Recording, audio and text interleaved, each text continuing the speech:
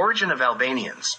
The people whom Serbs call Arbanasi, foreigners mostly call Albanians, and they themselves refer to as Shqiptars, have their origins from the Caucasus.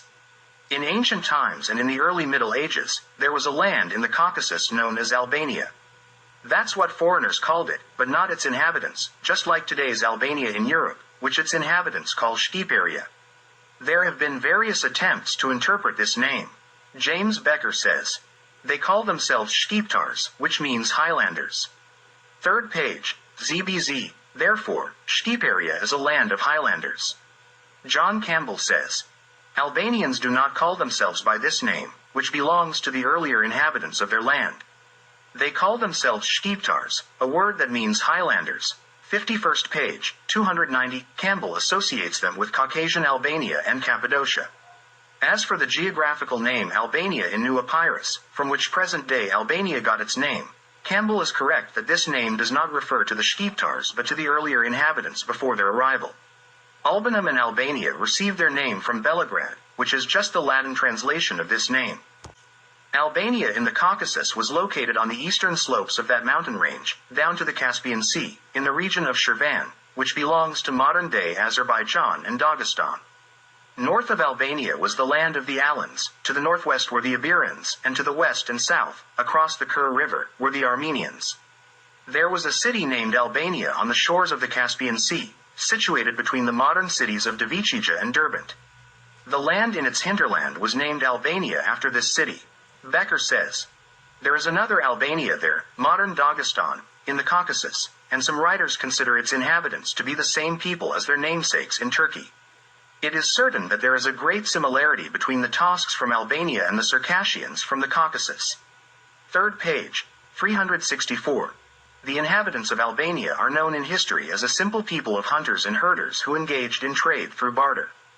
Under a common king, they had 12 local leaders and spoke 26 different dialects. Their main belief was in the moon goddess, whose cult was of an orgiastic nature. The only thing that old Albania was known for was the large and dangerous dogs, the so-called Caucasian shepherds. During the time when Alexander the Great was conquering Asia, a ruler of Albania presented him with a large dog. Caucasian Albania was mostly a very rugged and poor land, and as such, it did not attract conquerors. For some time, Albania was a client land of the Roman Empire. Although the name Albania disappeared, the Albanian people did not vanish in the Caucasus. Even today, there are a significant number of Albanians living there who share common ethnic characteristics with those in Serbia, such as language, personal names, traditional clothing, and anthropological traits.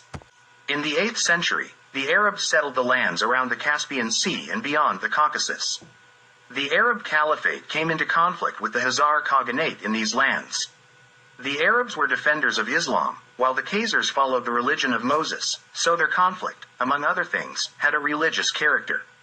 The Khazars imposed heavy taxes on the Albanians, causing many of them to side with the Arabs and convert to Islam. In the wars against the Arabs, the Khazar military leader was the Kagan's son, Barjil. When he entered Albania with his army in the year 730, he ordered the killing of only Muslims. 23rd page, 58, Barjil's order forced the Albanians to flee and seek refuge among the Arabs. In 1929, Atanasi Jirasovic conducted research on Albanian tribes in Kosovo and Metohija regarding their origins based on the traditions that still existed among them. All Albanians, without exception, recounted the same story to him, as did their Hojas, religious leaders. Regarding the tradition that was present everywhere among them, he said, most commonly, it consists only of the fact that Arabia is considered the ancient homeland of all Albanians. Sometimes this is expressed in appropriate stories. Everyone knew that a man named Azrathi Imer brought them from Arabia. Among the Arabs, there is a tradition, or rather, a memory, that the Albanians lived in Arabia near the Red Sea. One such tradition is also mentioned by the well-known Albanologist Johann Georg von Hahn, who was among the first German and Austrian writers to create the thesis that the Albanians originated from the Illyrians. In Hahn's work, Through the Valley of the Drin and Vardar, translated by Mihailo Ilić, published by the State Printing House, Belgrade 1876, on page 21 of that work, Hahn mentions one such Arab story. According to it, the Albanians lived near the Red Sea and then migrated from there. On page 20, Hahn cites Lipinski, who says that the Abazis, a Circassian tribe in the Caucasus, believe they are the same people as the Albanians. The Albanians also consider themselves brothers with the Abazis.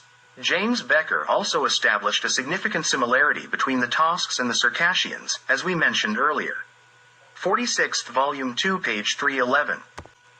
These three traditions, preserved among the Albanians, Arabs, and Circassians, completely confirm the historical evidence regarding the origin of the Arbanasi. The Arabs divided the fleeing Shqiptars from Caucasian Albania into two groups. One group settled in Syria, where they remained permanently.